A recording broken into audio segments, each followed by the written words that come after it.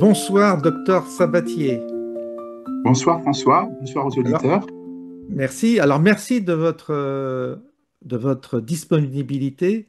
Merci de prendre tout ce temps et de nous consacrer ce temps à nous qui sommes des néophytes, qui découvrons des mots nouveaux, des concepts nouveaux. Et vous prenez le temps de nous expliquer, vous prenez le temps de nous faire comprendre. Et surtout de creuser un peu ces questions qui sont souvent vues d'une manière superficielle. Donc, je tenais à vous remercier, docteur.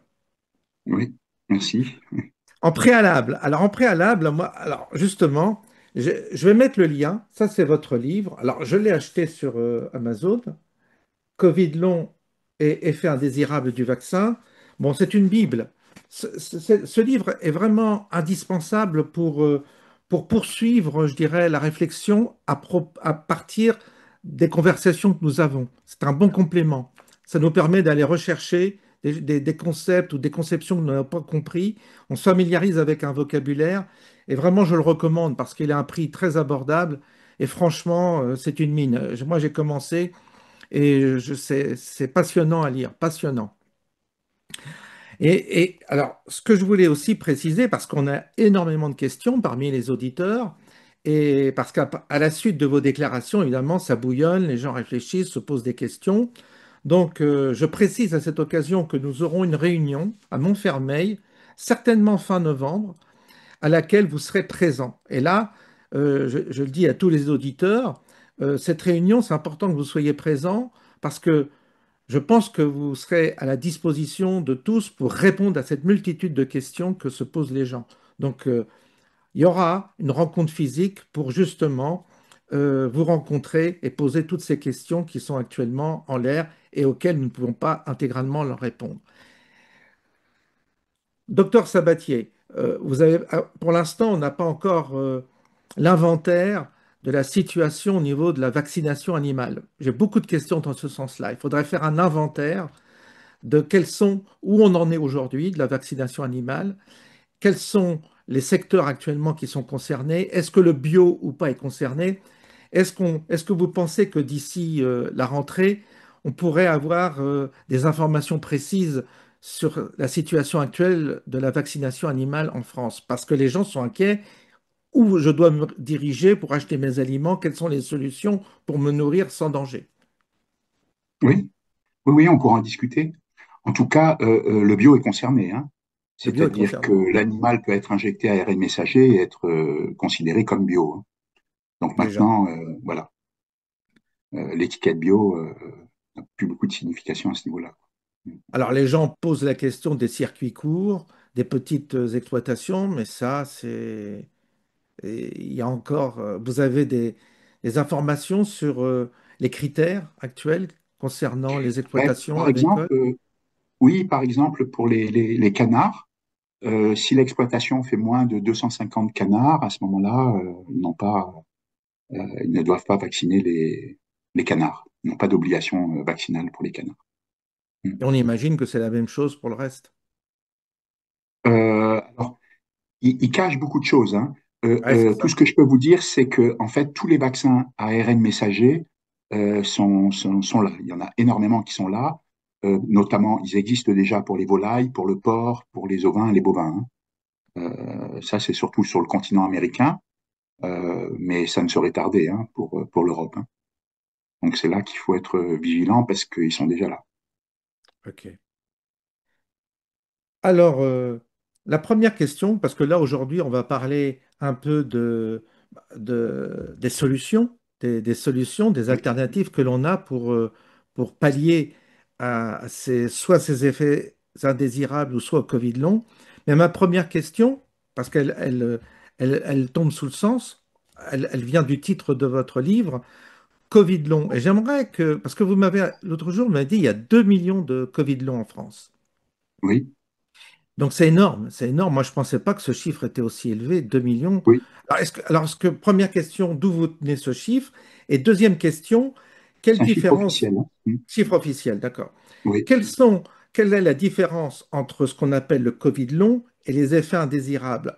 Pourquoi? Parce que Covid long, Covid long, dans ce qu'on considère comme Covid long, il y a ceux qui ont été infectés par le Covid et Oui, puis ensuite ont été vaccinés. Donc on ne sait pas à quoi le Covid long, est-ce qu'on l'attribue au Covid ou à la vaccination qui a succédé à l'infection. Et deuxième oui. chose, Alors, effet oui, indésirable, comment on distingue effet indésirable et Covid long? oui. Alors, si je me place du côté des autorités sanitaires, le Covid long ne peut être dû qu'à une infection au virus SARS-CoV-2. Ok. Dans la réalité, c'est pas la même chose. C'est-à-dire que il y a à peu près 50% de personnes qui ont un Covid long suite à l'injection vaccinale, entre guillemets, hein, notamment à ARN messager. Voilà. Mais pour les autorités, ça peut pas venir du vaccin. Mais en fait, bon, c'est mal connaître le mode d'action, justement, et le mode d'action du vaccin et pourquoi le vaccin peut induire un Covid long. Tout simplement parce que dans le vaccin, on produit de la protéine spike vaccinale qui, elle, va faire exactement comme le virus, c'est-à-dire qu'elle va se fixer sur le récepteur ECA2, puisqu'il a été prouvé qu'elle est capable de se fixer sur le récepteur ECA2, qui est l'enzyme de conversion d'angiotensine 2 qu'on retrouve à la surface des différentes cellules cibles. Et donc, ça va gêner la dégradation de l'hormone qui est l'angiotensine 2 en angiotensine 1,7. Et du coup, il va y avoir un excès d'angiotensine 2 qui va suractiver son récepteur AT1R, qui est à l'origine des pathologies Covid. Voilà. Donc, c'est pour ça qu'on peut avoir un Covid long suite à l'injection vaccinale ou suite justement à une infection naturelle. Donc, effet indésirable, Covid long, c'est la même chose. Oui, alors le Covid long, dans l'appellation, c'est différent. Le Covid long, sont des pathologies Covid qui perdurent dans le temps, c'est-à-dire qui perdurent au-delà de 2 mois après, normalement, une infection naturelle. C'est ce qui est décrit. Alors, il y a beaucoup de gens qui font la distinction en parlant de Covid long post-infectieux ou post-vaccinal, quoi. Mais dans la pratique, les mécanismes sont les mêmes, puisque Dans les c'est un mêmes. dérèglement du système rénin-angiotensine induit par l'excès d'angiotensine 2 qui est dû à la fixation de la protéine spike sur le récepteur ECA2 et donc qui gêne la dégradation de l'hormone. C'est ce que Alors, je décris justement dans le livre oui. et c'est ce que j'avais décrit justement en mars 2020 quand j'avais décrit que finalement le virus n'était pas directement responsable des pathologies Covid, mais il était indirectement responsable des pathologies Covid puisqu'il dérégulait un système physiologique, enzymatique et hormonal qui est ubiquitaire dans notre organisme et qui fait fonctionner tous nos tissus et nos organes. Et à partir de là, quand on dérégule notre système physiologique, c'est-à-dire le système maître du corps humain, on a des tas de pathologies possibles qui vont se traduire chez les personnes en fonction de leur sensibilité. Il y a des personnes qui vont développer plus de formes neurologiques, d'autres, ça va être plus des atteintes cardiovasculaires, etc. Ça va dépendre de la sensibilité, de la génétique des personnes. Vous dites dans votre livre, hein, parce que on y revient, parce que ça, la thématique principale, c'est, Oui, une notion qu'on n'avait pas entendu parler, c'est le système rénine-angiotensine. oui, Vous m'avez dit que vous aviez enseigné, que c'était enseigné aux médecins en première année de médecine, oui, mais que d'une certaine manière, cette découverte, parce que vous dites que c'est une découverte d'un système physiologique clé, c'est-à-dire qu'il n'est pas considéré un système physiologique clé pour l'instant par la médecine, il est enseigné en oui, première année et on semble l'avoir oublié. Et vous réactivez cette partie-là, cette caractéristique-là. Est-ce que vous pourriez nous en parler justement, de façon à ce qu'après, on comprenne les mécanismes des compléments alimentaires qu'on va justement proposer pour justement apporter une réponse à ce système qui serait plus ou moins déréglé, si je comprends bien. oui, oui. Alors, en passant, je dois préciser que je m'exprime en mon nom propre, hein, parce que je suis Oui. pas médecin. Et voilà, parce que bon, ça m'a déjà été reproché. Bon, Donc, alors, bien, des précisions utiles, oui. oui.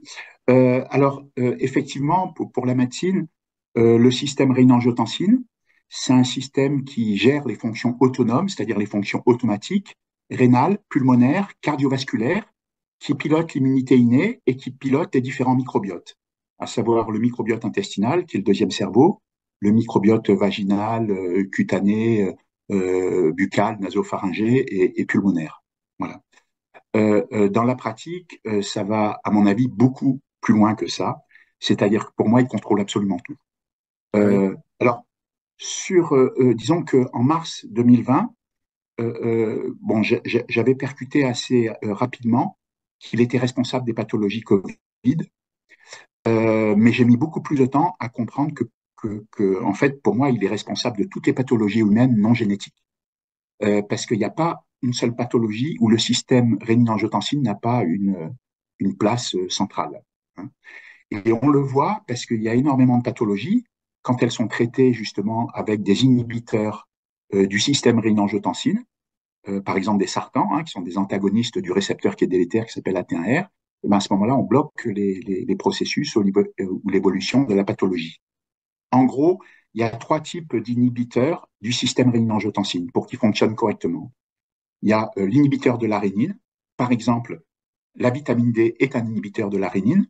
La rénine, c'est une enzyme qui provient du rein et qui transforme l'angiotensinogène en angiotensine 1. Et l'angiotensine 1, c'est une hormone qui est inactive, mais qui est le précurseur de l'angiotensine 2, qui, elle, est très active.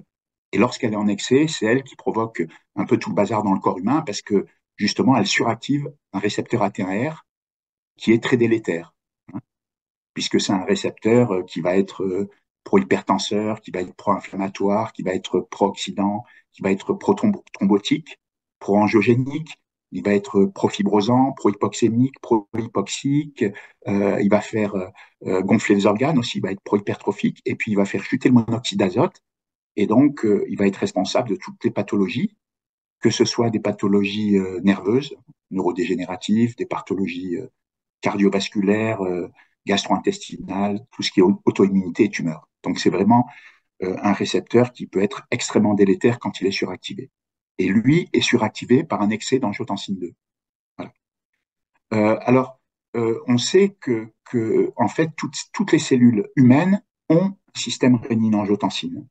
Oui. Donc, ce système rénine-angiotensine, c'est vraiment une cascade de réactions qui impliquent des hormones et des récepteurs, hein. Donc, il y a une hormone qui va être un ligand d'un récepteur, qui va se fixer sur un récepteur. Ce récepteur va transformer cette hormone dans une autre hormone. Cette autre hormone va avoir aussi son propre récepteur. Et il va y avoir une cascade de réactions avec des hormones qui vont agir sur des récepteurs en cascade, hein.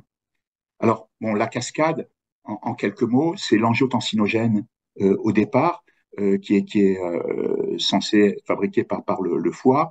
Il y a le rein qui fabrique la rénine, qui transforme l'angiotensinogène en angiotensine 1. Après, il y a l'angiotensine 1 qui est dégradée par un récepteur qui est l'enzyme de conversion d'angiotensine 1, le récepteur ECA, et qui forme donc l'angiotensine 2. Et cette angiotensine 2, c'est elle qui va être responsable des pathologies, notamment des pathologies de la Covid. Pourquoi? Parce que cette hormone est très active. Normalement, elle est dégradée par le récepteur ECA2. Et ce récepteur ECA2, c'est le récepteur qui est ciblé par la protéine spike du virus SARS-CoV-2 ou par la protéine spike vaccinale. Et quand cette protéine spike du virus ou du vaccin se fixe sur le récepteur ECA2, ça va empêcher la fixation de l'angiotensine 2 sur le récepteur ECA2 pour qu'elle soit transformée en angiotensine 1,7. Et à ce moment-là, il va y avoir un excès d'angiotensine 2 qui va suractiver ce fameux récepteur AT1R qui est très délétère quand il est suractivé.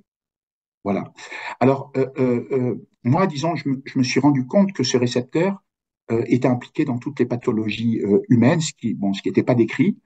Mais en regardant de plus près comment ça fonctionnait, je me suis rendu compte que toutes les pathologies en fait humaines étaient liées à ce système. Donc, il faut savoir que le système rénine-angiotensine, c'est-à-dire tous les récepteurs hormonaux et les ligands, se retrouvent au niveau de tous les types cellulaires. Donc, on les retrouve au niveau de toutes les cellules nerveuses, hein, donc neurones, oligodendrocytes, astrocytes, cellules microgliales. On les retrouve au niveau de toutes les cellules du système immunitaire, donc monocytes, macrophages, tous les granulocytes, les mastocytes, les cellules NK.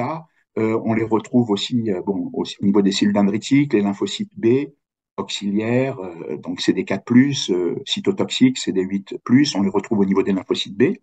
On le retrouve au niveau aussi des cellules de coupe-fer, qui sont des macrophages qu'on retrouve au niveau des sinusoïdes hépatiques, et on les retrouve au niveau des histiocytes, qui sont en fait des macrophages qui ont migré dans les muqueuses. Et on le retrouve dans toutes les cellules épithéliales et endothéliales aussi, notamment dans tout l'endothélium vasculaire, c'est-à-dire que tous nos vaisseaux sanguins, à l'intérieur, il y a un endothélium vasculaire, et vous avez les récepteurs justement du système rénine-angiotensine qui sont là, qui sont présents. Et moi, ce qui m'a le plus intrigué, déjà, outre la présence en fait de ce système absolument partout, dans toutes les cellules du corps humain, c'est que non seulement on retrouve tous les éléments de ce système à la surface de la cellule, c'est-à-dire sur la membrane plasmique cellulaire, mais on le retrouve aussi à l'intérieur de la cellule. Donc c'est ça qui est incroyable. C'est-à-dire que toutes les membranes des cellules ont un système rénine-angiotensine. Ça veut dire que vous retrouvez le système rénine-angiotensine au niveau du noyau cellulaire, là où se trouve l'information génétique, là où se trouve notre ADN, hein, nos chromosomes. On les retrouve au niveau des endosomes, des phagosomes, des exosomes. On les retrouve sur les membranes internes et externes des mitochondries. On les retrouve absolument partout. Et ça m'a interpellé parce qu'il n'y a pas de système qu'on retrouve comme ça partout sur toutes les membranes. Et en fait, petit à petit, j'ai réalisé qu'on le retrouvait sur toutes les membranes parce qu'il contrôle tout et il a besoin d'être partout. C'est pour ça qu'on le retrouve partout dans la cellule, c'est qu'il contrôle toutes les étapes, y compris dans la mitochondrie, qui est la centrale énergétique de la cellule. Alors, il faut savoir aussi que ce système rénine-angiotensine, il a une activité autocrine, c'est-à-dire qu'il est capable d'agir sur lui-même. C'est-à-dire qu'une propre cellule peut produire une hormone et cette hormone va agir sur un récepteur du système rénine-angiotensine présent sur la même cellule. Donc, il a une activité autocrine parce qu'il est capable d'agir sur lui-même. Il a une activité paracrine parce que le système rénine-angiotensine peut agir sur les cellules voisines, justement, donc en produisant une hormone, par exemple, qui va agir sur un récepteur d'une cellule voisine. Il a une activité aussi endocrine, c'est-à-dire qu'il peut agir à distance sur des tissus et des organes via la circulation sanguine. Et ce qui est le plus fou, c'est qu'il a une activité autocrine, intracrine aussi, c'est-à-dire qu'il agit à l'intérieur de la cellule. Et puis, quand vous regardez l'importance du SRA, on s'aperçoit que c'est le SRA qui pilote toute l'ovogénèse. Donc, au niveau sexuel, il est très important parce qu'il pilote l'ovogénèse. Il pilote la spermatogénèse. Donc, il contrôle toutes les étapes, justement, de maturation des ovocytes et puis des spermatozoïdes. Il contrôle aussi la synthèse des hormones, hein, des hormones stéroïdes. Il contrôle la synthèse des glucocorticoïdes, comme le cortisol, hein, qui est l'hormone du stress. Il contrôle la production des minéralocorticoïdes, comme l'aldostérone, qui est impliqué dans la rétention hydrosodée et qui est synthétisée donc par les glandes surrénales. Et il contrôle la synthèse en fait de toutes les hormones sexuelles, donc androgènes, estrogènes, progestatifs, et donc il pilote toutes les phases. Il pilote, par exemple, le phénomène d'autophagie, qui est un phénomène de régénération cellulaire qui fait que régulièrement, au niveau du corps humain, bah, nos cellules passent un grand coup de balai dans la cellule pour éliminer tout ce qui est dysfonctionnel. Et ben, c'est un processus de régénération cellulaire qui est lancé notamment lorsqu'on fait un jeûne thérapeutique, hein, quand on fait une privation alimentaire. Hein, à ce moment-là, on lance, au bout de 72 heures, on lance complètement un processus d'autophagie, qui est un processus justement de dégradation de toutes les protéines qui sont dysfonctionnelles, y compris des organites intracellulaires qui sont dysfonctionnels. Ça peut être la mitophagie, hein, qui détruisent par exemple, je veux dire, une mitochondrie qui n'est pas fonctionnelle pour qu'elle soit refabriquée à neuf, pour qu'elle soit bien fonctionnelle. Donc on s'aperçoit que ce système contrôle absolument tout. Et il a été démontré que quand on utilise des bloqueurs de ce système, donc il y en a plusieurs, je vous ai parlé là de l'inhibiteur de l'arénine, qui est un des inhibiteurs du système rénine-angiotensine, mais il y en a deux autres. Il y en a un, c'est l'inhibiteur du récepteur ECA, donc qui transforme l'angiotensine 1 en angiotensine 2. Et le troisième, c'est l'antagoniste d'AT1R, c'est-à-dire des molécules qui vont se fixer sur le récepteur AT1R, qui est délétère quand il est suractivé par l'angiotensine 2, et donc qui vont bloquer en fait sa suractivation, donc qui vont être favorables à l'homéostasie, c'est-à-dire au bon fonctionnement du système rénine-angiotensine. Donc on voit que c'est un système qui contrôle tout et on le retrouve absolument partout, Alors, ce dans tous les système, organes.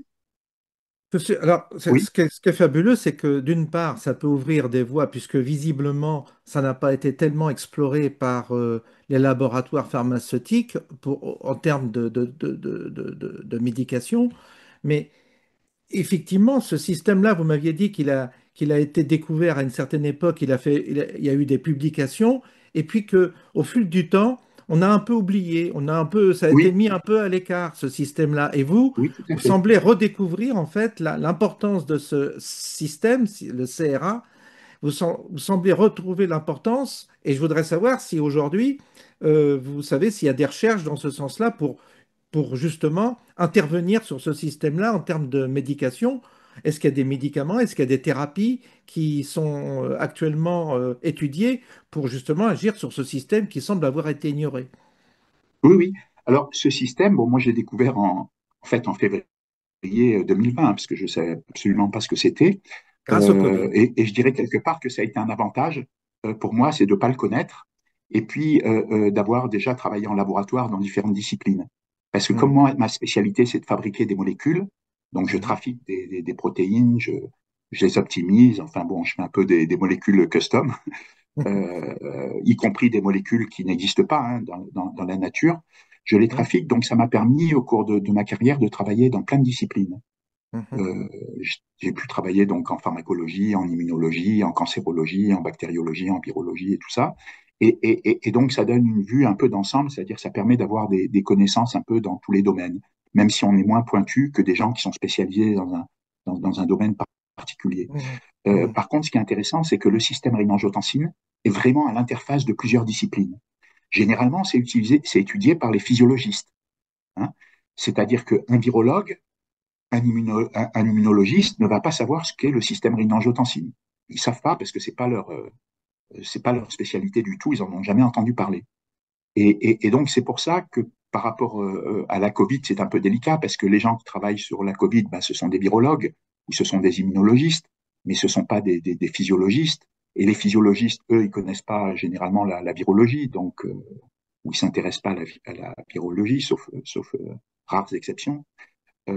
Donc c'est comme ça, moi, que j'en suis venu à l'étude du système rénin-angiotensin et que j'ai approfondi, mais je ne me suis pas rendu compte tout de suite qu'il était aussi important. C'est vraiment en étudiant les pathologies que je me suis aperçu que quand on utilisait des bloqueurs du système rénin-angiotensin, notamment des sartans, qui sont des antagonistes du récepteur ATR qui est délétère, et ben, qu'on bloquait les processus. On bloque Alzheimer, le processus de justement d'agrégation de la protéine Tau, de la protéine bêta-amyloïde, qu'on bloque aussi pour Parkinson la neurodégénérescence des neurones dopaminergiques, que ça agit aussi sur l'épilepsie, les crises d'épilepsie, sur la sarcoïdose, sur tous les troubles cardiovasculaires, aussi sur les tumeurs. Hein, toutes les tumeurs et même sur les métastases, enfin, et sur l'auto-immunité, hein, bien sûr. Et ce qui est logique, hein, puisque le système rénin-angiotensin pilote l'immunité innée. Et l'immunité innée, c'est justement, ce sont les cellules du système immunitaire qui sont là pour faire le tri entre les molécules du soi, auxquelles elles ne doivent pas s'attaquer, et les molécules du non-soi, qui peuvent être justement des protéines microbiennes auxquelles elles doivent s'attaquer. Et quand le système rénin-angiotensin est dérégulé, c'est-à-dire quand il est suractivé, à ce moment-là, ces cellules de l'immunité innée, qui sont sous contrôle du SRA, deviennent dysfonctionnelles et se mettent à faire n'importe quoi. C'est-à-dire mhm. qu'elles peuvent reconnaître comme étant une protéine du soi, en fait, ben, elles peuvent complètement se tromper, c'est-à-dire considérer qu'une protéine du soi, en fait, est un agent étranger, est une protéine étrangère. À ce moment-là, ça va se mettre à s'attaquer aux molécules du soi et ça va provoquer une maladie auto-immune. Donc en fait, ce Voilà. système récepteur, il y a une question d'interprétation en fait qui est à chaque fois en cause. C'est-à-dire que le système peut mal interpréter et c'est ça que la maladie vient d'une mauvaise interprétation ou pas. Oui, c'est ça, c'est qu'il contrôle tout. Il contrôle tout. Euh, Ce qui il veut dire contrôle tout que au niveau. c'est comme une interface, en fait. C'est comme une forme d'interface entre la cellule et, et c'est un récepteur qui veut. Enfin, c'est un point de passage obligé, je dirais, ce Voilà. système-là, le SERA. Les cellules sont pilotées par le système rénin-angiotensin Voilà. qui Donc, c'est contrôle. un point de passage obligé. Oui, oui, oui. Et donc, actuellement, est-ce qu'il y a des thérapies? Est-ce qu'il y a des médicaments? Est-ce qu'il y a Alors oui, il y a des des médicaments. solutions pour agir dessus? Oui, oui. Il y a des médicaments pour agir dessus. Alors, bah, comme je l'ai dit, donc il y a trois types de molécules capables d'inhiber le système rénin-angiotensin. Il y a les inhibiteurs de la rénine, il y a les inhibiteurs de l'enzyme de conversion et il y a les antagonistes d'AT1R qu'on appelle aussi les sartans. Alors, les inhibiteurs de la rénine, bah, vous avez par exemple la vitamine D, qui est un inhibiteur de la rénine. Vous avez la liskirène, voilà, qui est développée par Novartis. Bon, ce sont des inhibiteurs de la rénine. Oui. Vous avez tous les médicaments qui se terminent en pril, par exemple comme le captopril, qui sont des inhibiteurs ECA, hein, de l'enzyme de conversion. donc qui empêchent la transformation de l'angiotensine 1 en angiotensine 2. Et puis après, il y a tous les sartans qui sont justement des antagonistes du récepteur AT1R. Et donc, il y a toute une famille de sartans. Il y a le losartan, il y a le valsartan, l'olmesartan, l'irbesartan, il y a vraiment le telmisartan. Il y a vraiment toute une famille de sartans, mais ces sartans ne sont pas équivalents. C'est-à-dire ce sont tous des antagonistes d'AT1R, mais ils n'ont pas la même efficacité. Pourquoi? Parce que, par exemple, le losartan va avoir une demi-vie de 2 heures. Vous prenez le telmisartan, il a une demi-vie de 24 heures. Prenez l'irbesartan, c'est 13 heures. Et, le valsartan, ça va être 12 heures. Le candesartan, ça va être 9 heures. Alors, le candesartan, il est intéressant parce que c'est le plus affin pour le récepteur, justement, AT1R. Donc, c'est une molécule intéressante, disons, qu'on peut utiliser à faible dose. Généralement, c'est utilisé entre 4 et 32 mg, justement parce que c'est un inhibiteur puissant du système rénin-angiotensine. Est-ce que ces médicaments sont utilisés pour les Covid longs, les effets Ah indésirables? oui, alors non, ils sont utilisés en fait comme antihypertenseurs.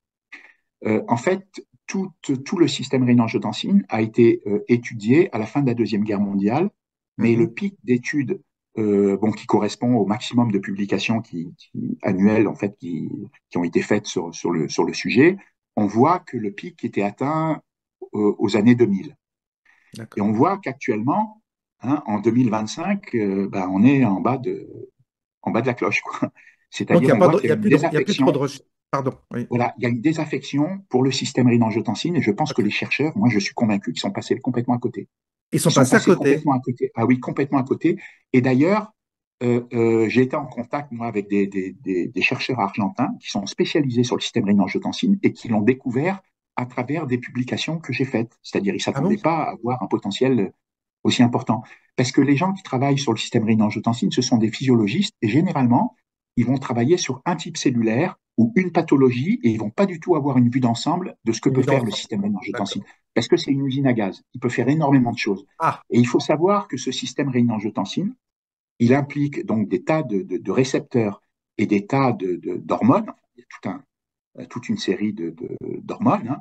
Les hormones, ça va être l'angiotensine 1, ça va être, il va y avoir l'angiotensinogène au départ, il va y avoir l'angiotensine 1, l'angiotensine 2, l'angiotensine 3, l'angiotensine 4, il va y avoir la lamandine, voilà, il va y avoir l'angiotensine 1,7, l'angiotensine 1,9, il va y avoir l'angiotensine A, l'angiotensine 4, enfin, il y a vraiment toute une famille, et c'est pareil, au niveau des récepteurs, il y a toute une famille de récepteurs, hein.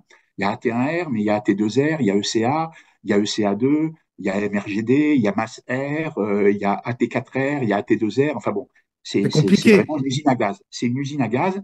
Et ce qui est vraiment intéressant, c'est que ce système rénin-angiotensine évolue au cours de la vie. C'est-à-dire que le système rénin-angiotensine que vous avez eu quand vous étiez bébé n'est pas le même que celui que vous aviez quand vous étiez enfant, Mhm. adolescent, adulte ou personne plus âgée, quoi. Il se Il dégrade, c'est varie en ça? permanence. Il se modifie. Il se modifie. Ah Il oui, il devient se de moins en dégrade moins pas, il se performant. modifie. Pardon. Il se Oui. modifie. Notamment, on voit qu'il y a à la longue une surexpression du récepteur AT1R qui est délétère. Parce que ce qui se passe, c'est que les enfants, par exemple, sont très riches en récepteur AT2R. Le récepteur AT2R, c'est un récepteur qui est également ciblé par l'angiotensine 2. Mais lui, contrairement à AT1R, il a un effet bénéfique.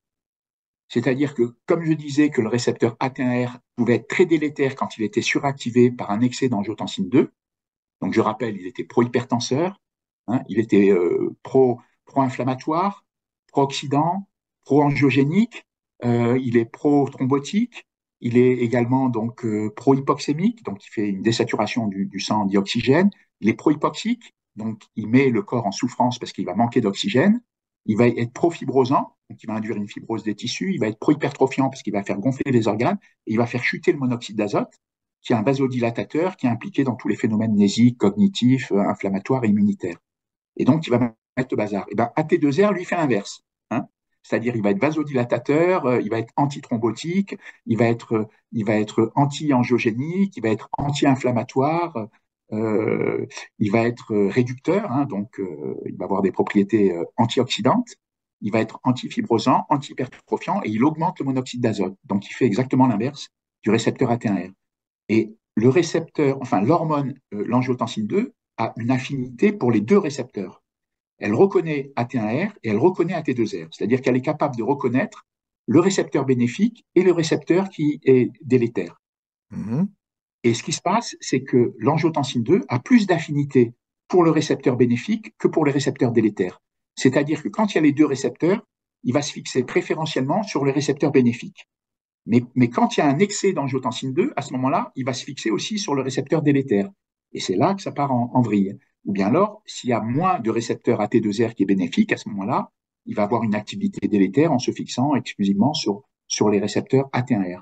Et donc, quand on est jeune, on a un excès de récepteurs AT2R. Hein. Et au cours de la vie, eh ben, on a de plus en plus de récepteurs AT1R qui sont délétères. Et quand on a un problème sur un organe, quand on a une pathologie particulière, on s'aperçoit qu'au niveau de cet organe, il y a une surexpression du récepteur AT1R. C'est-à-dire qu'à la longue, ça devient de plus en plus délétère parce qu'il y a de plus en plus de récepteurs AT1R qui est délétère. Et ce qui est fou aussi, c'est que ce système rénin-angiotensine, il évolue au cours de la vie, mais il n'est pas le même chez l'homme et la femme. Par exemple, il y a certains éléments du système rénin-angiotensine qui sont codés par des gènes qu'on retrouve sur les chromosomes sexuels, notamment le chromosome X. Par exemple, le récepteur AT2R, il est codé par le chromosome X, donc un chromosome sexuel. Hein. Le récepteur ECA2, qui est la cible de la spike, il est aussi codé par un gène qui est porté par le chromosome X. Et le récepteur délétère, justement, AT1R, lui, il est codé par un gène du chromosome 3. Donc, on voit vraiment que ce système, c'est une usine à gaz. Et il est tellement sophistiqué, parce que ça, j'en parle rarement parce que ça devient trop complexe, mais ce récepteur AT1R qui est délétère, il peut fonctionner seul, c'est-à-dire en monomère, mais il peut s'associer en dimère, c'est-à-dire qu'il y a deux molécules de ce même récepteur qui s'associent, et le dimère, c'est-à-dire l'ensemble des deux molécules, va fonctionner comme une entité, et donc va avoir des propriétés un peu différentes. Mais ce qui est fou, c'est que il peut fonctionner aussi en hétérodimère, c'est-à-dire que AT1R peut former un dimère avec AT2R, ou il peut former un dimère avec masse R, c'est-à-dire avec d'autres éléments du SRA. Et à ce moment-là, l'activité de ce récepteur hétérodimérique va être différente. Et il faut savoir que AT1R, il y a toute une série de variantes d'AT1R, comme il y a toute une série de variantes d'AT2R ou de récepteurs ECA2, de récepteurs ECA, comme il existe des variants du virus, et ben, il y a des variants de ces récepteurs aussi. Ce qui fait que ce système rénin-angiotensine est extrêmement polymorphe. Hein. Il y a un polymorphisme génétique et il y a aussi un polymorphisme protéique qui est dû justement à une différence au niveau de l'épissage des ARN messagers qui vont coder soit pour les récepteurs, soit pour les hormones du système rénin-angiotensine. Donc, tout ça pour vous dire que c'est vraiment une usine à gaz et qu'il fait énormément de choses. Et ce que je ne vous ai pas dit aussi, c'est que le système rénin-angiotensine, il contrôle le système du complément. Le système du complément, c'est un système d'une cinquantaine de protéines qui sont supplétives en fait de l'immunité innée. Voilà. Avec plusieurs systèmes. Il y a la voie des lectines, il y a une voie alterne aussi, donc une voie des lectines. Parce que Euh, le, parce que, parce que, parce que là, ce fameux système, il est perturbé par le Covid, il est perturbé par la vaccination. On est d'accord. oui, c'est ça. Et Oui, il est perturbé par le stress aussi.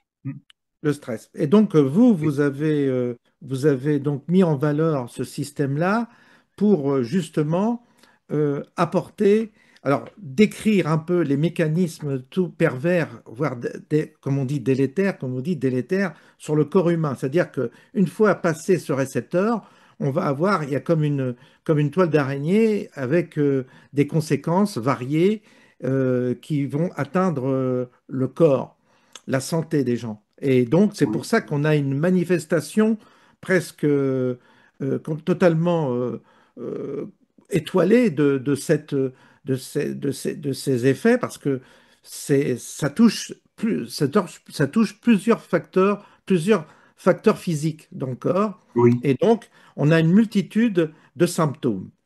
Et là, Oui, vous dites, en se concentrant sur ce SRA, le système rénine-angiotensin, oui. en se concentrant sur ce récepteur, on peut corriger les effets délétères du Covid et du vaccin.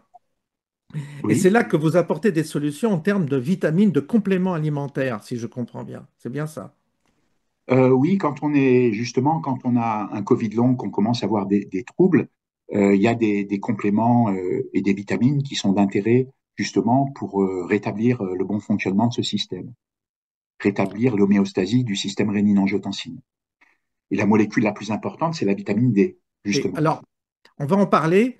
On va notre temps est passé, donc on va se déconnecter et on se reconnecte. Et là, on attaque le chapitre des vitamines avec leurs effets sur le SRA. OK? D'accord, très bien. À tout de suite. Oui, tout de suite.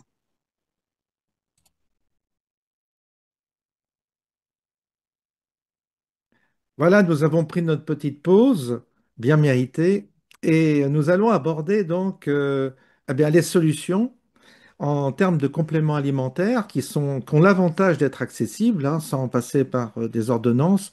Alors, on va commencer donc par la vitamine D que vous avez évoquée. Et est-ce que vous pouvez nous parler de la vitamine D justement sur quel est son rôle sur ce système SRA, système rénine-angiotensin, quel rôle il joue et est-ce que vous pouvez nous dire quelles sont les quantités les quantités à prendre qui seraient recommandées? Oui. Alors, la vitamine D, pour moi, c'est vraiment probablement la molécule la plus extraordinaire pour le corps humain. C'est-à-dire que pour être en bonne santé, il faut avoir un bon taux de vitamine D, hein. Ça, c'est sûr. Alors, les autorités sanitaires recommandent un taux plasmatique de vitamine D à 30 nanogrammes de calcidiol par millilitre. Mais en fait, il faut être bien plus que ça. Il faut être à un taux plus élevé. Il faut être au moins à 50 nanogrammes de calcidiol par ml, hein. Entre 50 et 80, voire jusqu'à 100 nanogrammes de calcidiol par ml, ça Oui, va être très protecteur. Alors pourquoi c'est très protecteur? C'est parce que la vitamine D déjà agit sur le système rénine-angiotensin. Comme j'ai dit précédemment, donc c'est un inhibiteur de la rénine et donc ça agit sur la cascade du système rénine-angiotensin tout en amont. Et c'est pour ça que ça freine la suractivation du système rénine-angiotensin. Donc quand ce système est dérégulé, hein, quand il est suractivé, eh ben, la vitamine D va agir comme un frein qui va réguler cette suractivation, hein, pour normaliser cette activation. C'est pour ça par exemple, des gens qui reçoivent, par exemple, l'injection vaccinale, on dit, bah, il y a plein de gens qui n'ont pas de problème. Effectivement, il y a beaucoup de gens qui n'ont pas de problème. Mais oui, ça ne veut pas dire qu'il n'y a pas eu une suractivation du SRA après l'injection. Mais ce qui se passe, c'est qu'on a un système de régulation négative du système rénine-angiotensin, hein, qui freine le système de façon naturelle. C'est-à-dire que quand il a tendance à s'emballer, notre organisme réagit en produisant donc des molécules qui vont freiner la suractivation du système rénine-angiotensin. On en connaît plusieurs, on connaît plusieurs récepteurs, hein. On connaît 4 récepteurs au moins qui font ça, c'est-à-dire qui freinent le système rénine-angiotensin. Il y en a un qui s'appelle MAS-R, l'autre AT2R, l'autre MRGD et AT4R. Et les ligands, ça va être l'angiotensine 1,7, l'angiotensine 1,9, ça va être l'angiotensine 4 et l'angiotensine 2. Voilà. Et la lamantine aussi qui fonctionne et qui provient de l'angiotensine A. Donc, toutes ces molécules-là ont un intérêt justement pour freiner le système rénine-angiotensin. Alors, la vitamine D, euh, il faut savoir qu'en fait, c'est pas une vitamine, c'est une prohormone sécostéroïde. Parce qu'une vitamine, c'est une substance en fait que le corps n'est pas capable de produire en quantité suffisante pour subvenir à ses propres besoins. Or, si vous êtes en été exposé au soleil, à ce moment-là, votre organisme peut fabriquer, à partir du 7-déhydrocholestérol et puis des UV donc, qui touchent la peau, il peut fabriquer de la prévitamine D3, puis de la vitamine D3, c'est-à-dire qu'il peut fabriquer une quantité suffisante de vitamine D3. C'est pour ça que ce n'est pas une vitamine, justement, puisqu'il est capable d'en fabriquer une bonne quantité. Mais initialement, elle a été appelée vitamine D3. Donc, c'est une prohormone sécostéroïde qu'on prend donc souvent dans une huile, qu'on prend sous forme d'ampoule, qu'on peut prendre sous forme de gélules, voire sous forme de comprimés solides. Alors l'idéal, c'est de prendre des gélules journalières, hein. C'est plus efficace que de prendre une ampoule mensuelle, par exemple, ou toutes les deux Oui. semaines. C'est beaucoup plus efficace de prendre une petite quantité de vitamine D chaque jour, hein. Pendant le repas, Euh, vous avez précisé, hein. Pendant un repas, oui, disons qu'il faut que ce soit logiquement un repas un peu gras, mais Olic, qui est le père de la vitamine D, dit que ce sont des choses qui sont pas vraies, parce qu'en testant de plus près, en fait, ça fonctionne même quand on ne prend pas un repas gras. Un repas gras, parce qu'en fait, la vitamine D, comme les autres vitamines, hein, les vitamines A, D, E, K, sont liposolubles, c'est-à-dire qu'elles sont solubles dans les graisses. Et la vitamine D, donc, est liposoluble. Et pour qu'elle fonctionne bien, il faut éviter qu'elle précipite. C'est-à-dire qu'elle ne va pas être soluble dans un milieu aqueux, hein, dans l'eau par exemple. Et c'est pour D'accord. ça qu'il faut préférer, disons, un repas gras ou une huile pour que ça reste soluble. Mais si vous prenez un comprimé de vitamine D, ça fonctionne aussi, hein. C'est juste que ça fonctionne un peu moins bien. Mais bon, les comprimés de vitamine D fonctionnent aussi. Alors, qu'est-ce que fait la vitamine D? Donc, comme je l'ai dit précédemment, c'est un inhibiteur de l'arénine. Mais ça fait énormément de choses dans l'organisme. Alors, il faut d'abord comprendre que la vitamine D, c'est un carburant pour nos cellules. C'est-à-dire que c'est un petit peu si la voiture était une cellule, hein. La voiture, pour rouler, elle a besoin d'essence, bon, sauf maintenant. Mhm. Mais disons que Mhm. il lui faut un carburant. Et ben, nos cellules ont besoin, comme carburant, de la vitamine D. Nos cellules, pour bien fonctionner, ont besoin de vitamine D. Et il faut savoir que 80% des personnes manquent de vitamine D, c'est-à-dire ont un taux 80%. asthmatique. Oui, 80% des personnes manquent de vitamine D. Et d'autant plus ceux qui vivent loin du soleil. Les gens du Nord souffrent Oui, oui, oui, davantage les que gens les du gens du Nord, Sud. oui, oui, oui. Alors, on estime que quand on est en dessous de 30 nanogrammes de calcium par ml, à ce moment-là, on est insuffisant en vitamine D. Et quand on est inférieur donc à 12 nanogrammes, on estime qu'on est carencé en vitamine D. Alors, donc, Alors ça là, veut dire il y a aussi, alors on parle des produits complémentaires, mais il faut aussi que le corps soit exposé, enfin, exposé au soleil, alors aux UV. on peut avoir. Alors, normalement, oui. C'est-à-dire que pour produire de la vitamine D, on a Hmm. besoin des UV solaires, parce que sous la peau, on a un dérivé qui s'appelle le 7-déhydrocholestérol, qui est sensible aux UV, aux alentours de 300 nanomètres, et donc ça le transforme en prévitamine D3, et la vitamine D3, la prévitamine D3 est transformée en vitamine D3, et cette vitamine D3, elle va migrer déjà au niveau du foie, et elle va être transformée au niveau du foie par une enzyme qui est une 25-hydroxylase. Et ça va former de la 25-hydroxyvitamine D3, qui est le calcidiol. Le calcidiol, c'est la forme circulante de la vitamine D, mais elle est inactive. Et c'est en fait, c'est complètement inactif, hein. Ah bon? Euh, oui, le calcidiol est inactif. Pour devenir actif, il a besoin de migrer dans le rein. Et dans le rein, il y a une deuxième enzyme qui intervient, qui est une 1-alpha-hydroxylase, qui transforme le calcidiol en calcitriol, qui est la seule forme bioactive de la vitamine D3. Et le calcitriol, c'est la 1-alpha-25-dihydroxyvitamine D3. Et ce calcitriol est la seule forme de la vitamine D qui est capable de reconnaître le récepteur VDR, qui est le récepteur à la vitamine D. Et ce récepteur, de façon surprenante, n'est pas à la surface de la cellule, mais il est au niveau du noyau cellulaire, sur la membrane du noyau cellulaire. Et pourquoi ce récepteur à la vitamine D est à la membrane justement nucléaire? C'est parce que la vitamine D, qui, comme je l'ai dit, n'est pas une vitamine, agit au niveau des gènes. C'est pour ça que la vitamine D est très importante.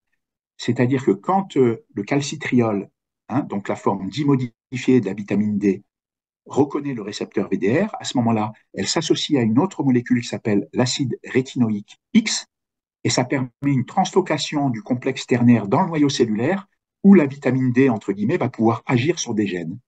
Et elle va d'autant plus agir sur les gènes que sa concentration plasmatique est importante. C'est pour ça que votre taux de vitamine D est très important. Il faut qu'il soit supérieur à 50 nanogrammes de calcidiol, entre 60, disons idéalement entre 60 et 80, ou entre 50 et 80 jusqu'à 100 pour les formes sévères. Et là, on n'est pas en hypervitaminose D, c'est-à-dire qu'il n'y a pas d'effet secondaire de la vitamine D. Les effets secondaires de la vitamine D commencent à apparaître à 150 nanogrammes de calcidiol par ml. Et Donc c'est c'est un défaut de large. calcium sur les tissus mous, voilà, et Hmm. l'apparition de calcul au rein, potentiellement, hein. Ah, Et il y en a d'accord. même qui estiment que ça commence à partir de 200 nanogrammes de calciol par ml, ce qui correspond à des concentrations plasmatiques de calcidiol qui sont extrêmement élevées, hein. C'est-à-dire que c'est difficile d'atteindre ces doses-là. D'accord. Pourquoi? Parce qu'on a un système de régulation justement de la vitamine D. Notre organisme, quand il estime qu'il a trop de vitamine D, eh ben, il Mhm. fait agir une 24-hydroxylase qui est capable de neutraliser la vitamine D. Voilà. D'accord. Mais si j'ai bien compris, ça veut dire que la vitamine D qui est procurée par l'exposition aux UV n'est pas forcément effective, enfin, n'est pas forcément efficace, puisqu'elle doit passer elle-même par des... Ah oui, elle doit être transformée. Elle Elle doit être doit être transformée. Et transformée au qu'est-ce qui niveau du favorise foie cette et du rein. transformation? Alors, qu'est-ce qui Alors, ben, c'est favorise? Qu'est-ce c'est qui... ces deux enzymes. Ce sont justement ces deux enzymes, hein, la Et c'est qu'est-ce qui... 25-hydroxylase et la Et 1-alpha-hydroxylase.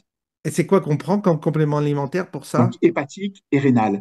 Alors c'est pour ça qu'il faut prendre la vitamine D avec du magnésium. Il faut prendre à Ah peu bah près voilà. 300 milligrammes de magnésium. Il faut prendre Normalement, 300 une milligrammes de femme, oui, magnésium une femme généralement consomme 320 milligrammes de magnésium et un homme par 360 jour. milligrammes Par de jour. magnésium par jour. D'accord. Généralement, il y a des gélules qui sont dosées à 300 milligrammes de magnésium. Alors pourquoi le D'accord. magnésium est important? Ben, il est très important parce qu'il y a également 8 personnes sur 10 qui manquent de magnésium. Ah bon? Et le magnésium, c'est un cofacteur des enzymes qui transforment la vitamine D3 inactive en calcitriol bioactif. D'accord. C'est-à-dire qu'il y a certaines personnes qui se supplémentent en vitamine D, qui sont persuadées d'être bien supplémentées en vitamine D, Mais alors qu'en fait, elles n'ont pas de vitamine D bioactive, elles n'ont pas de calcitriol. aïe, aïe, Pourquoi? aïe. Parce qu'elles sont déficientes en magnésium, comme 8 Ok. personnes sur 10. C'est pour ça 8 qu'il faut personnes le sur 10 coupler, sont oui, déficientes. manque de magnésium, oui. Et puis il y a autre chose, c'est qu'il faut prendre aussi du zinc. Il faut prendre entre 10 et 40 milligrammes de zinc. 40. Généralement, les Alors, comprimés, le zinc, je l'ai noté sur ma liste, 25 milligrammes chaque jour, hein, c'est ça. voilà, c'est ça. C'est entre 10 et 40 Une milligrammes. gélule de zinc par jour. Oui, oui. Alors, le Et zinc, bon, c'est très important parce que le zinc est déjà un antioxydant. Il est impliqué dans des tas de voies de signalisation cellulaire. Il est aussi anti-inflammatoire. Il est donc donc, antioxydant. Et c'est important et les d'en avoir. Il ne faut pas vitamines D, dépasser les 50 milligrammes par jour. 50, et la vitamine D vaut 5000. Alors, on parle d'UI pour Alors, la vitamine oui. D. Alors, On parle UI, d'UI. ce qu'il faut savoir, c'est que 1 microgramme de vitamine D, ça correspond à 40 UI. D'accord. Donc, pour une personne normale, disons que si on prend 100 microgrammes de vitamine D, ça ferait 4000 UI. En général, c'est entre 70 et 75 UI par kilo de poids. Donc, Donc, voilà, c'est la moyenne, mais, hein. oui, c'est ça. Mais en Une fait, les femme, quantités par exemple, pourrait indiquées, prendre, ouais, c'est ça. Les quantités indiquées, c'est toujours dans UI. Comment dire, oui, c'est en UI, oui. sans UI, hein. Oui, c'est en UI. Donc, c'est 5000 UI que vous Unité recommandez internationale. par unité. Internationale, UI. Ah bon, on appelle ça unité internationale. Donc, là, on parle de 5000 par jour, hein, c'est ça. Oui, 5000 par jour, bah, ça dépend du poids. Pour Oui, un homme de poids normal, enfin, ça sera 5000 lui. Si la personne est lourde ou un peu obèse, si elle fait 100 kilos, il faudra qu'il prenne 8 000 à 10 000 lui par jour, d'accord. hein, à plus les 300 milligrammes de magnésium et les 25 milligrammes de zinc. En Le zinc, gros, c'est d'accord. 15% des personnes qui manquent de zinc, hein. Alors, pourquoi le zinc est important? Le zinc, il est important parce que la vitamine D agit sur les gènes, hein. Elle active ou elle réprime des gènes. Et le nombre de gènes qui vont être activés ou inhibés par la vitamine D va complètement dépendre du taux plasmatique de vitamine D. Et on sait qu'à une concentration plasmatique de calcidiol de 30 nanogrammes de calcidiol par millilitre, il y a 291 gènes qui sont affectés, hein, dont la moitié des gènes à peu près sont liés au système immunitaire. Et on sait qu'au-delà de 50 nanogrammes de calcium par ml, donc avec une concentration plasmatique de vitamine D plus élevée, on peut atteindre 1000 gènes qui vont être pilotés par la vitamine D. Et maintenant, on en est même à 2000 gènes qui pourraient être pilotés par la vitamine D. Donc c'est énorme parce que le génome humain, c'est 22 500 gènes. Donc, on voit quand on atteint les 2000 gènes, on est à presque 8% du génome humain, hein. Donc, il y a une activité extrêmement importante de la vitamine D. Quand vous prenez de la vitamine D, c'est pas juste une vitamine d'ailleurs, parce que c'est pas une vitamine, mais c'est comme si vous preniez des tas de molécules, puisque ça lance des cascades, ça active des tas de gènes, et donc ça a des répercussions énormes sur l'organisme. Alors, la vitamine D, donc déjà, c'est le carburant des cellules. Hein. On sait par exemple que des cellules immunitaires, si elles n'ont pas leur taux de vitamine D, elles peuvent être activées par un antigène ou un mitogène, mais la cascade d'activation ne va pas à terme. Hein. Mhm. C'est-à-dire qu'il leur manque quelque chose, justement, et c'est pour ça qu'on a des problèmes de santé quand on est carencé ou insuffisant en vitamine D. Ah oui. C'est pour ça qu'on peut faire des formes sévères de Covid quand on n'a pas de vitamine D. Et d'ailleurs, toutes les personnes qui ont fait les formes les plus graves de la Covid, c'était des personnes qui étaient carencées en vitamine D, hein, ou qui étaient très insuffisantes en vitamine D. Est-ce que Alors, la les... vitamine D, Oui, pardon. Avant euh, de... Oui, oui, je vous laisse finir et puis je vous poserai une oui, question. c'est par rapport à son mode d'action. La vitamine D, qu'est-ce qu'elle fait? Elle permet une prise de calcium et de phosphore au niveau des intestins. Elle permet une différenciation cellulaire et une multiplication cellulaire. C'est-à-dire qu'elle a vraiment un rôle important sur la cellule. Hein. C'est-à-dire elle va contrôler justement la multiplication des cellules et leur différenciation. Donc, ce qui est très important. Parallèlement, elle est très importante pour l'intégrité tissulaire. On sait que, par exemple, qu'on a des troubles gastro-intestinaux, c'est souvent lié à une porosité, en fait, de la paroi intestinale. Hein. Justement, avec, par exemple, des lipopolysaccharides, des endotoxines, voire des microbes qui peuvent passer de l'intestin grêle dans la circulation sanguine, parce que, justement, il y a une certaine porosité, c'est-à-dire que les liaisons intercellulaires sont pas serrées, hein. Donc, les jonctions serrées et les jonctions adhérentes sont lâches. Hein. C'est dû à la fixation d'une molécule qui s'appelle la zonuline sur un récepteur à la zonuline qui fait relâcher justement les liaisons intercellulaires. Et ben, la vitamine D permet justement une très bonne cohésion intercellulaire, c'est-à-dire ça renforce les jonctions serrées et les jonctions adhérentes. Et donc, ça permet une meilleure intégrité tissulaire qui fait qu'on a un meilleur justement fonctionnement justement tissulaire.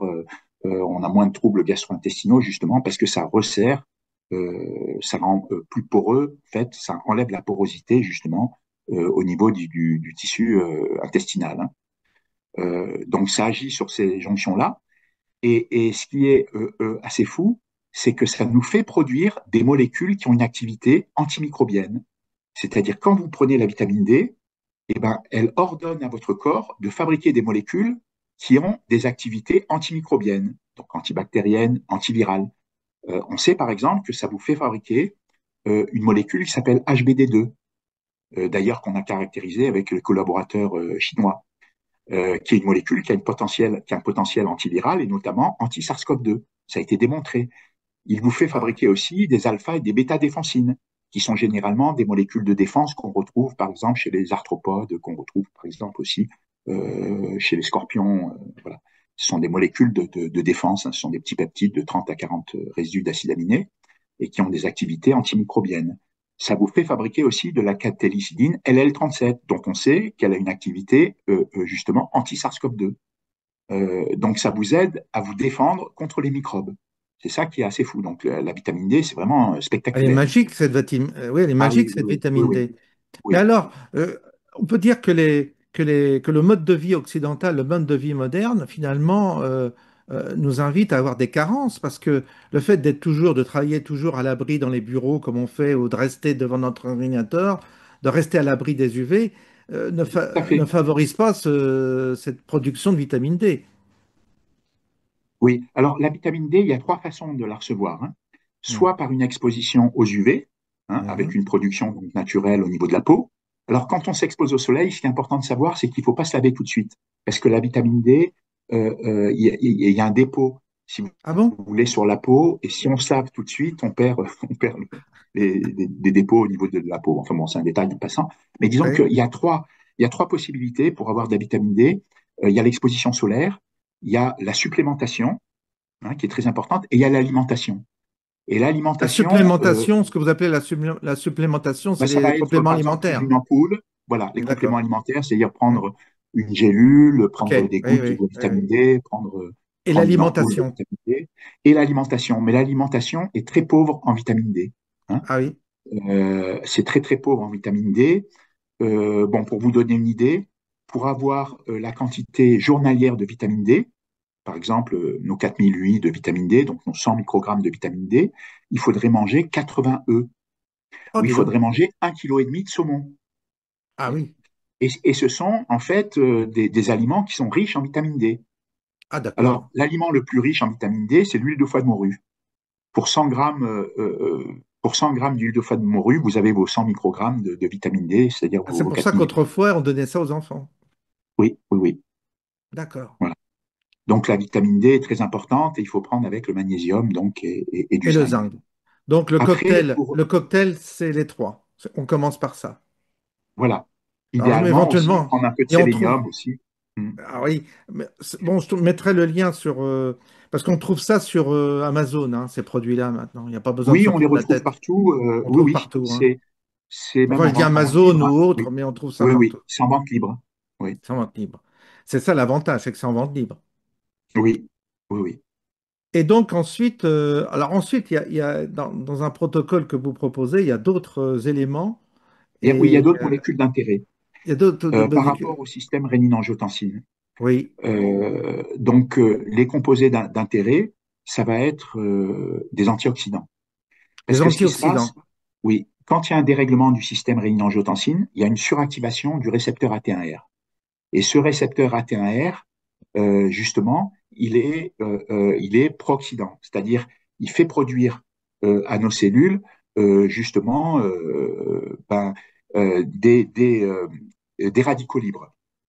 Hein. Il fait produire en fait des radicaux libres. Ce qui se passe, c'est que le dérèglement du SRA et la suractivation du récepteur AT1R hein, active une NADPH oxydase qui s'appelle NOx. Et cette NADPH oxydase, elle produit des particules réactives de l'oxygène. Et ces particules réactives de l'oxygène sont soit des précurseurs de radicaux libres, soit des radicaux libres. Et les radicaux libres sont très délétères. Pourquoi? C'est parce que ce sont des molécules qui ont un déficit électronique. Et donc, pour se stabiliser, elles vont aller voler un électron à une autre molécule. Et cette autre molécule, quand elle va perdre son électron, à son tour, elle va être déstabilisée. Et il va y avoir une cascade de réactions, justement, avec des transferts électroniques, cette cascade réactionnelle de molécules qui veulent se stabiliser en piquant un électron à une autre molécule, ben, ça va être très délétère, hein, puisque ça va entraîner un dysfonctionnement mitochondrial, un dysfonctionnement cellulaire, voire une apoptose cellulaire, c'est-à-dire une mort cellulaire programmée, donc ça va être très délétère. Et c'est pour ça qu'il faut prendre des antioxydants, parce que des antioxydants, ce sont des substances qui ont un excès électronique. Et ce sont des substances qui vont pouvoir réagir avec des radicaux libres et qui vont neutraliser les radicaux libres, parce qu'en donnant un électron au radical libre, ça ne va pas justement déstabiliser l'antioxydant. Alors, il y a plusieurs types de radicaux libres. Hein. Il y a toute une famille de radicaux libres, hein, les anions superoxydes, etc. Enfin bon, les radicaux hydroxyles.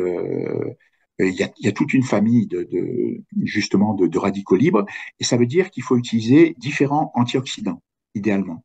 Hein. Ah, L'antioxydant de choix, ça va être, pour commencer, le NAC, le N-acétylcystéine. Le N-acétylcystéine, c'est un acide aminé, hein, c'est la cystéine qui est donc acétylée sur son alphamine. Voilà. Et donc la N-acétylcystéine, c'est un antioxydant qui permet donc de bloquer des radicaux libres, de neutraliser des radicaux libres. Et cette oui. N-acétylcystéine, elle est intéressante parce qu'elle peut franchir la barrière hémato-encéphalique et elle peut agir au niveau du cerveau et donc avoir une activité antioxydante au niveau du cerveau. Et il y a un deuxième antioxydant de la même famille qui est le glutathion. Le glutathion, c'est un tripeptide antioxydant qui a un résidu de cystéine en position 2, mais lui, il a du mal à monter au cerveau. Par contre, il est plus puissant, c'est-à-dire que c'est un antioxydant plus puissant que le NAC, mais il a l'inconvénient de monter difficilement au cerveau. Donc, quand on peut prendre les deux, c'est parfait. Mais bon, il a aussi l'inconvénient d'être plus cher, hein, parce que c'est un Bah oui. tripeptide, donc il est Et plus là, cher. vous préconisez une quantité de 800 milligrammes par jour, hein. Oui, c'est-à-dire que plus la dose est élevée, mieux c'est. D'accord. Alors, il y a un deuxième antioxydant qui est très intéressant, c'est l'acide ascorbique, hein, c'est la vitamine C. La Donc, vitamine C. oui, la Ouais. vitamine C. C'est un Euh, antioxydant, la vitamine C, d'accord. oui, oui, c'est un antioxydant. Il fait un très bon couple avec la vitamine D, notamment. La vitamine C, je vais vous dire, elle a une action particulière. C'est-à-dire, elle Oui. se comporte comme un antihistaminique. C'est-à-dire qu'elle s'oppose à la dégranulation des mastocytes. Donc, elle a quelque part une activité antihistaminique. Hein. Et ce qui est intéressant, c'est que lorsqu'on prend de la vitamine C, on diminue l'affinité de l'angiotensine 2 pour le récepteur pour le récepteur AT1R sans affecter l'affinité de l'angiotensine 2 pour le récepteur AT2R.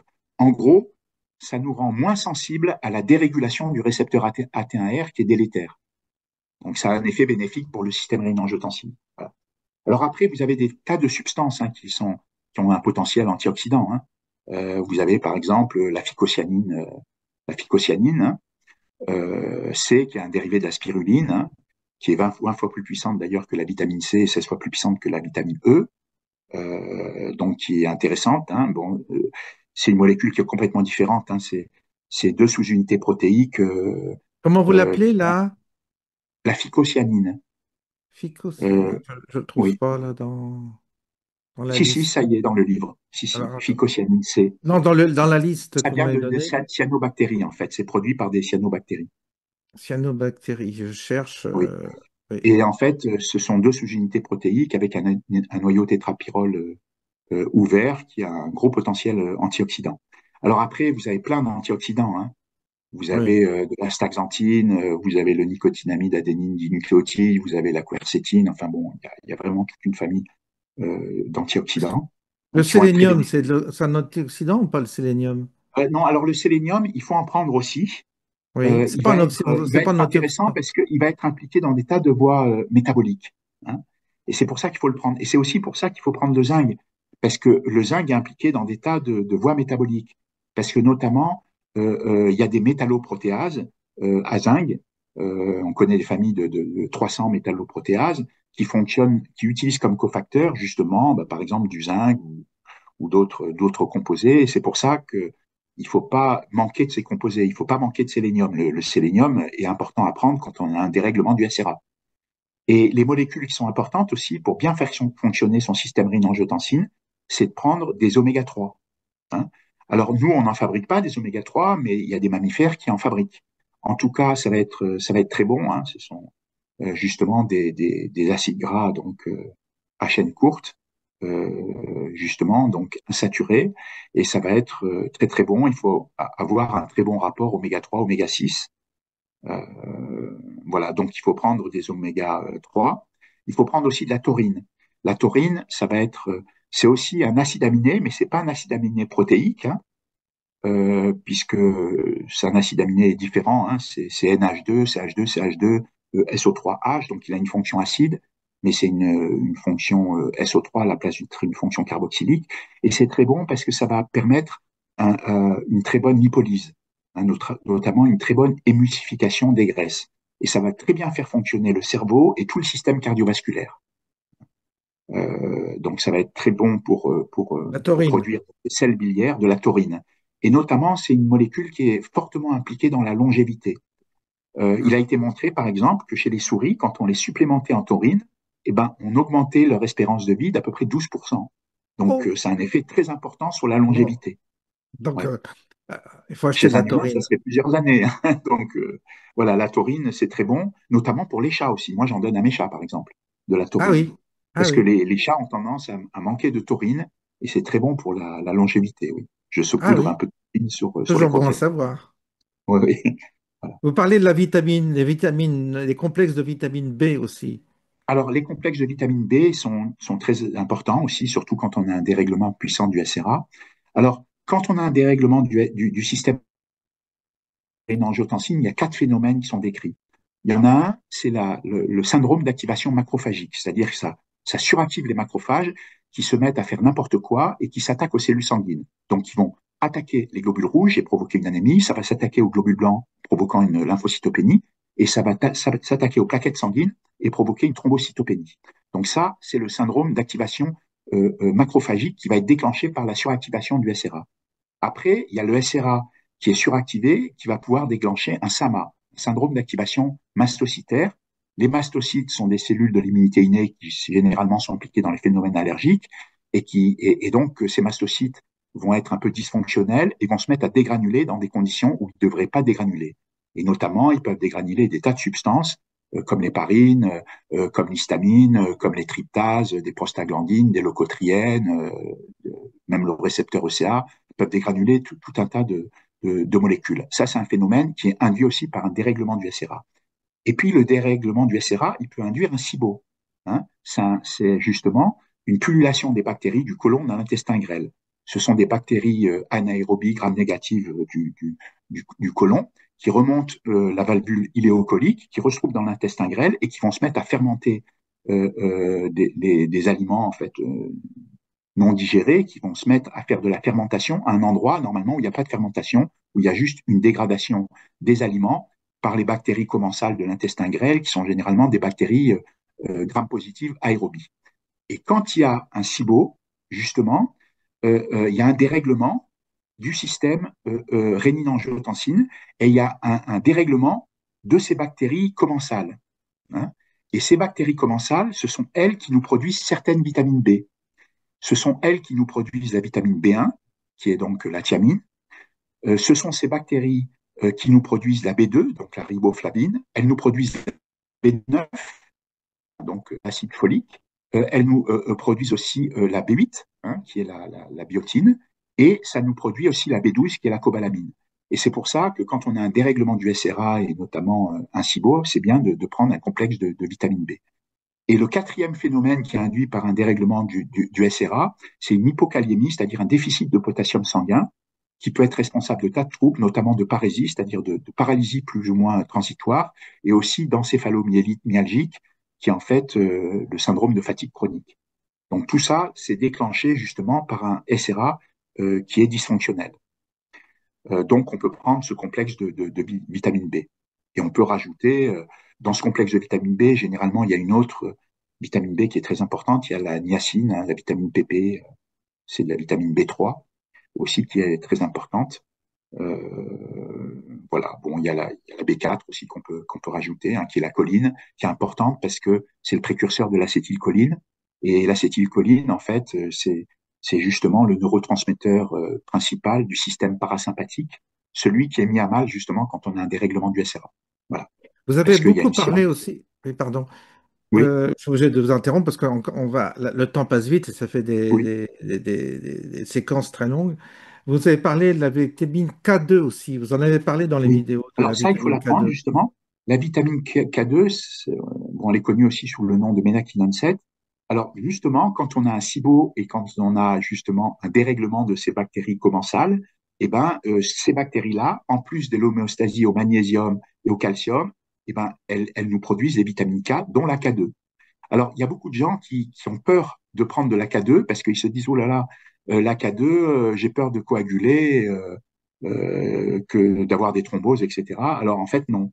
Normalement, les vitamines K, ça vient de coagulation de l'allemand, donc c'est effectivement pour la coagulation, mais là, c'est la K1. La K2, elle est impliquée dans l'homéostasie du calcium. Et notamment, elle gère les dépôts de calcium dans l'organisme. Et c'est pour ça que quand on prend de très très fortes doses de vitamine D, sur le long terme, on peut avoir une hypervitaminose D, correspond en fait, dont le premier symptôme est un dépôt de calcium sur les tissus mous, Ah, l'apparition de c'est pour ça que calculs. vous Et c'est pour ça l'associez que à la quand on vitamine B. l'associe avec la vitamine K2, à ce moment-là, on n'a plus de problème Ah oui, justement de d'accord. dépôt de calcium. C'est pour ça que c'est très bénéfique et ça favorise aussi la prise de calcium. Donc quand on prend ce couple vitamine D, vitamine K2, magnésium, zinc, sélénium, taurine, oméga 3, vitamine, complexe de vitamine B et de l'iode aussi. Quand on a un fort dérèglement du SRA, on a l'iode qui chute Ah, complètement. l'iode? L'iode, et oui, ça chute complètement, donc on peut prendre des comprimés d'iode. Il y a des comprimés qui existent, hein, c'est 400 microgrammes, mais on peut prendre Oui, des comprimés beaucoup plus chargés. Hein. Il y a des gens qui prennent plusieurs milligrammes d'iode oui. chaque jour, hein, y compris des médecins. Ah oui, Voilà, l'iode est important parce qu'il permet de bien faire fonctionner, bien sûr, la thyroïde. Hein. Et la c'est la thyroïde, thyroïde, c'est quoi. elle qui donne le là, en fait. Hein. C'est-à-dire c'est elle qui donne la vitesse de fonctionnement des cellules. Et Ah elle est oui, très importante parce qu'elle produit des hormones clés pour le fonctionnement du corps humain. C'est piloté aussi par le système rénin-angiotensine. Hein. Elle produit donc la T2, la diiodotyronine, la T3, la triiodothyronine, qui est en fait l'hormone active de la thyroïde, et la T4, qui est la thyroxine, hein, qui se transforme par désiodation, justement, en T3, qui est l'hormone majoritaire. Et puis il y a aussi une autre hormone qui va être produite par les cellules C de la thyroïde, hein, parce que les autres, c'est les thyréocytes, hein, qui produisent donc la T2, T3 et T4. Et la calcitonine, elle va être produite par les cellules C de la thyroïde. Et il y a une cellule C pour 4 thyrocytes. Et la calcitonine, elle est impliquée justement, c'est une hormone qui est hypocalcémiante et hypophosphorémiante. Voilà. Bien. Euh, Ben là, on a eu un cours de médecine, là, hein. C'est un cours de et oui, mais je suis faculté, pas là. médecin, mais C'est un cours de faculté, là, qu'on... j'ai fait des TD Écoutez, en PCM2 il y a quelques. bon, il y en a qui vont être largués, c'est normal. Moi, il y a des moments où il faut revoir la vidéo, il faut la revoir, la revisiter. Acheter votre livre aussi, hein, que je présente là, parce que là, on va retrouver par écrit bien détaillé les éléments dont vous parlez là, parce que c'est Oui, il y a équivalent. des résumés sur les molécules d'intérêt et pourquoi il faut les associer. Ça, c'est Je pense que important. c'est pour ça il est intéressant. Bon, il parle de la crise Covid, mais disons que il y a des résumés du mode d'action en fait, de compléments ou de molécules et comment elles doivent être associées. Et C'est pour ça, ça. c'est important parce que ça va au-delà de la Covid.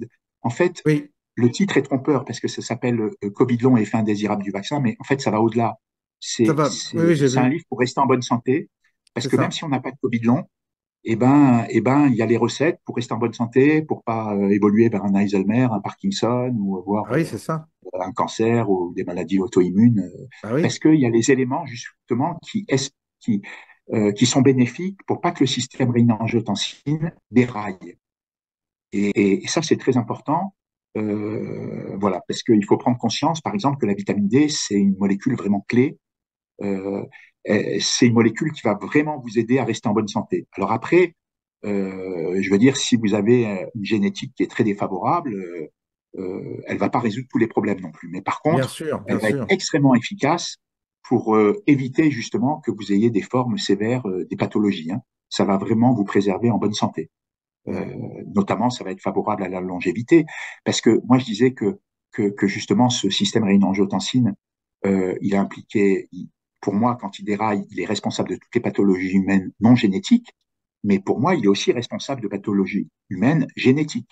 Pourquoi? Parce qu'il contrôle l'activité justement des molécules qui sont impliquées dans la réparation de l'ADN.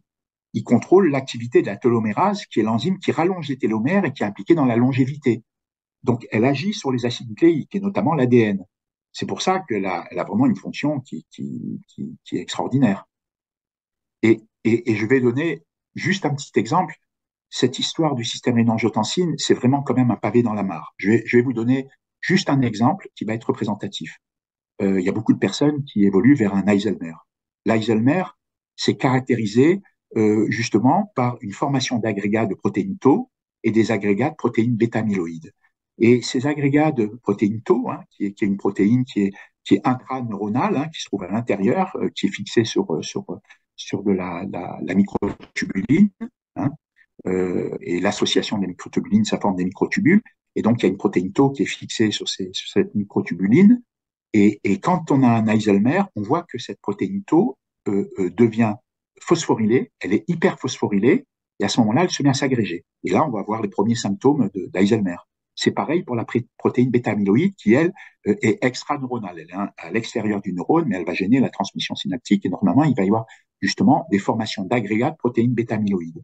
Et toutes les sociétés qui travaillent sur Alzheimer, qui veulent trouver des médicaments contre Alzheimer, toutes, elles recherchent des molécules qui interfèrent avec, avec justement l'agrégation de la protéine bêta-amyloïde et l'agrégation de la protéine tau. Et ben, quand vous utilisez un sartan qui est un antagoniste d'ATR, vous bloquez l'hyperphosphorylation de la protéine tau et vous bloquez justement l'agrégation de la protéine tau et idem pour la protéine bêta-amyloïde. C'est-à-dire que ça agit vraiment tout en amont. Et c'est pour ça que pour lutter contre Alzheimer, c'est pas en fait des molécules qui inhibent l'agrégation des protéines tau et des protéines bêta-amyloïdes, mais ce sont des molécules qui doivent bien faire fonctionner le système rénine-angiotensine, et notamment donc des molécules qui agissent tout en amont du système rénine-angiotensine pour empêcher cette hyperphosphorylation de ces protéines. Et on voit que quand on utilise un sartan, ben, on bloque l'évolution, justement, en tout cas c'est décrit dans les articles, on bloque l'évolution de pathologies comme Alzheimer, comme Parkinson, etc. C'est pour ça que cette approche SRA, elle est vraiment révolutionnaire au niveau Ah de la oui, médecine. Mais à mon avis, il faudra des dizaines d'années pour que les gens s'en rendent compte. C'est-à-dire que ça va prendre du temps, mais ça va couper. j'anticipe que ça va être disons, le système clé du corps humain, quoi. Oui. Bon, ça Bon, va bah, au revoir couper aux d'une minute auditeurs. à J'espère que l'autre. je ne les ai pas trop saoulés. Oui. Et puis aussi, merci, merci François. Écoutez, on va être obligé de conclure parce que moi, je vois pas le temps passer avec vous, docteur Sabatier. Je trouve ça, comme je vous le disais, je trouve ça absolument passionnant, même si je comprends pas tout, mais ça donne envie d'approfondir, parce qu'il y a une telle importance d'informations que vous nous livrez là, que fatalement, on est curieux d'en savoir plus, on est curieux de comprendre, et il y a une multitude d'interactions tellement, effectivement, dans le corps humain que on pourrait y passer des heures. Et le condensé que vous nous offrez, vraiment, est super. Enfin, moi, je trouve que c'est super. J'espère que les auditeurs apprécieront. Docteur Sabatier, nous allons nous retrouver pour un quatrième entretien parce que je vous l'ai suggéré, vous m'avez dit bah, que vous acceptiez volontiers. Et la prochaine fois, nous aborderons la vaccination infantile, les 12 vaccins, les 11 vaccins, et on pourra évoquer les adjuvants parce qu'il y a une polémique à partir de certains adjuvants qui ont des conséquences. Et j'aimerais qu'avec vous, on s'entretienne sur ce sujet-là parce que beaucoup de personnes sont évidemment interpellées par toutes ces questions qui sont évoquées et j'espère que vous nous aiderez à y voir clair et puis aussi à éventuellement interpeller les autorités sanitaires par rapport à certaines questions qui se posent même aux États-Unis.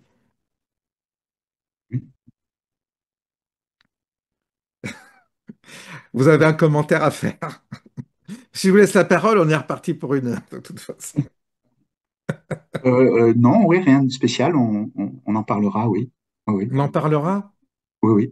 Alors, je vous dis ça parce que le signalement qu'on m'a fait au CNRS, c'était par rapport au vaccin infantile, entre autres, enfin, Aïe, de ce que j'ai pu voir. aïe. Oui, parce que j'ai dit certaines choses apparemment qui n'ont pas plu. Parce que j'ai dit qu'il y avait certains vaccins qui servaient à rien, qui n'avaient pas fait grandir les mineurs. Ça n'a pas plu, ça a pas plu à tout le Ah, monde. Oui, d'accord, on sera prudent alors. oui, Vous acceptez qu'on en parle ou pas? oui, Oui? oui, bien sûr. Oui, Oui, d'accord. oui. Ok. Très bien, bah maintenant c'est l'heure d'aller faire manger les enfants, hein, les 21h. Ah oui. Donc, je vais vous libérer. Merci en tous les cas de votre disponibilité. Et Oui, merci puis, François, puis merci aux auditeurs. oui, vous jetez un œil sur les commentaires parfois qui sont laissés sur ma chaîne parce qu'il y Oui, a des oui, oui, questions qui sont posées parfois. Ok, d'accord, d'accord, oui, ok, très bien. Ce qui permettra peut-être au cours de nos échanges d'y répondre. d'accord. Je vous souhaite une bonne soirée, bon appétit et puis à bientôt. Oui, moi de même. Au revoir, à bientôt. Au revoir. Merci.